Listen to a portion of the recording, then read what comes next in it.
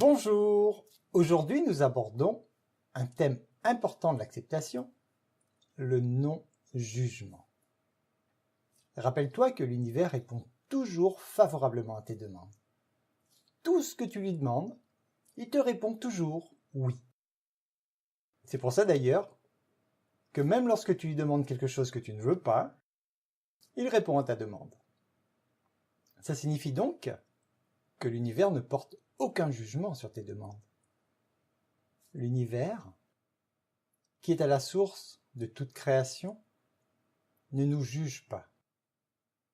Nous, petits humains, nous nous permettons de porter des jugements sur nos semblables. Pose-toi la question. Comment puis-je juger cette personne alors que je ne suis pas cette personne? Je n'ai pas vécu les expériences qu'elle a vécues depuis sa naissance. De ce fait, je n'ai pas les mêmes croyances qu'elle. Peut-être que si j'étais à sa place, je réagirais comme elle, voire pire. Porter un jugement sur quelqu'un, alors que la vérité n'existe pas, comment est-ce possible? La vérité est en réalité notre perception de la réalité. Nous aborderons en détail le concept de la perception d'ici quelques semaines. Je vais te donner un exemple de ce que j'ai vécu il y a quelques années. Je louais des logements à des étudiants.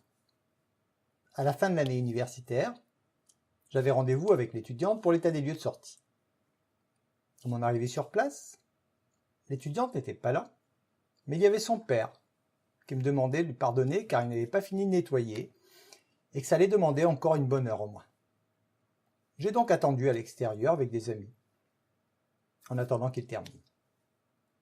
Pendant l'attente, mes amis et moi-même, on était surpris que ce soit le père qui vienne nettoyer le logement que sa fille avait utilisé et qu'elle n'était même pas là pour l'aider. On était outrés de voir ce père se démener à tout nettoyer tout seul, et les critiques allaient bon train. C'est scandaleux, il passe sur les caprices de sa fille, c'est quand même pas à lui de nettoyer, etc., etc. Lorsqu'il avait terminé, on a fait l'état des lieux de sortie, et à la remise des clés, il nous a expliqué que sa fille n'avait pas pu venir, car elle avait dû rester auprès de sa mère, qui était en phase terminale d'un cancer. À ce moment, on s'est tous sentis très mal d'avoir jugé ce père et cette jeune étudiante. J'ai appris par la suite à ne plus juger. C'est une étape importante dans ton développement personnel. Lorsque tu commenceras à l'expérimenter, tu verras combien il n'est pas simple de le faire. Je dois moi-même m'y reprendre souvent, tellement il est facile de juger les autres. On dit qu'on voit facilement la paille qui est dans l'œil de notre voisin, mais on ne voit pas la poutre qui est dans le nôtre. On vit sur une société qui est basée sur la compétition. On veut sans cesse prouver qu'on est meilleur que l'autre, et c'est pour ça qu'on est sans cesse en train de juger.